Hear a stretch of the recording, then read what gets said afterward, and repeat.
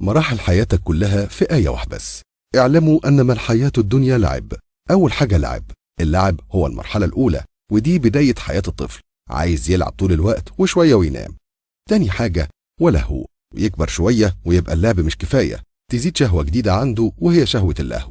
واللهو هو أي شيء ممتع في الحياة، وغالبا مفيش منه فايدة، زي مثلا 10 ساعات ماسك الموبايل وعمال يسكرول على اليوتيوب والفيسبوك. تالت حاجة وزينة، وبقى الشكل الجمالي أهم شيء. مش مهم الساعة تكون شغالة، بس يكون شكلها شيك وجميل. يقف قدام أي مراية عربية يشوف هو شيك ولا لأ. ما أنا قلتلك الشكل الجمالي أهم شيء.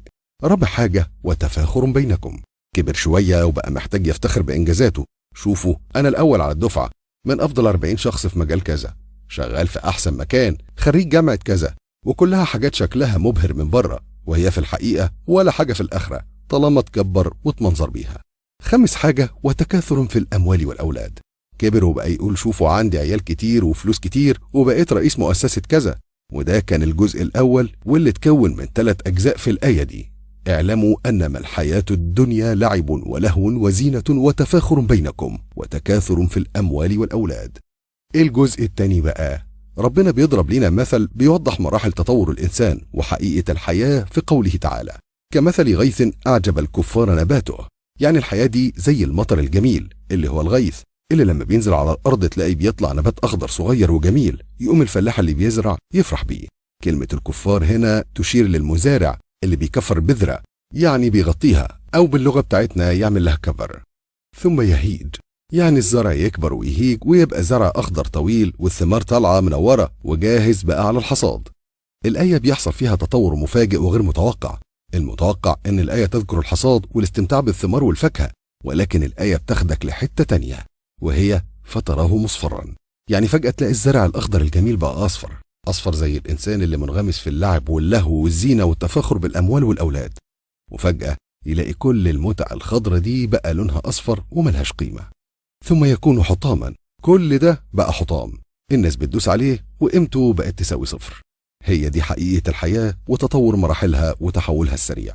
الجزء الثالث من الآية، الإنسان بيتفاجئ إن يوم القيامة جه في وقت سريع جدا، وقت غير متوقع، وبقى في اختيارين فقط لا غير. والاختيارين دول في تكملة الآية في قوله تعالى: وفي الآخرة عذاب شديد ومغفرة من الله ورضوان. يعني لا إما بعد كل ده هتبقى من أهل العذاب، أو هتبقى من أهل المغفرة والرضوان. وقتها بيعرف الإنسان حقيقة الحياة زي ما اتذكر في قوله تعالى: وما الحياة الدنيا إلا متاع الغرور. طب لو كانت هي دي الحياة وحقيقتها، المفروض أعمل إيه؟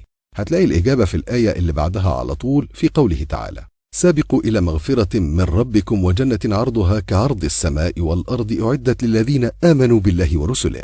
اسعى ورا المغفرة، وتلقائي هتلاقي الجايزة الكبيرة، وهي الجنة اللي عرضها السماء والأرض. لأن مش أي حد هينول الجايزة، لأن الجايزة دي أعدت للذين آمنوا بالله ورسله. ركز، أعدت لمين؟ للي فاهمين حقيقة الحياة، اللي عارفين إنها رحلة قصيرة وهتنتهي فجأة بدون أي مقدمات.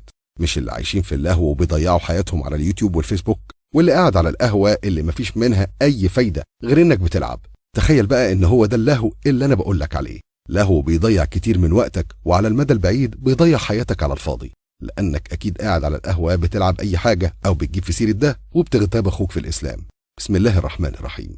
ولا تجسسوا ولا يغتب بعضكم بعضا، أيحب أحدكم أن يأكل لحم أخيه ميتا فكرهتموه، واتقوا الله إن الله تواب رحيم.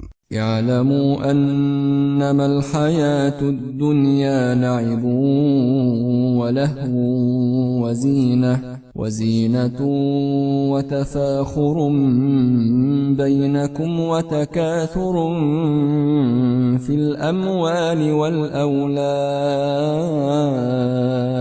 كمثل غيث أعجب الكفار نباته ثم يهيج فتراه مصفرا ثم يكون حطاما، وفي الآخرة عذاب شديد ومغفرة من الله ورضوان،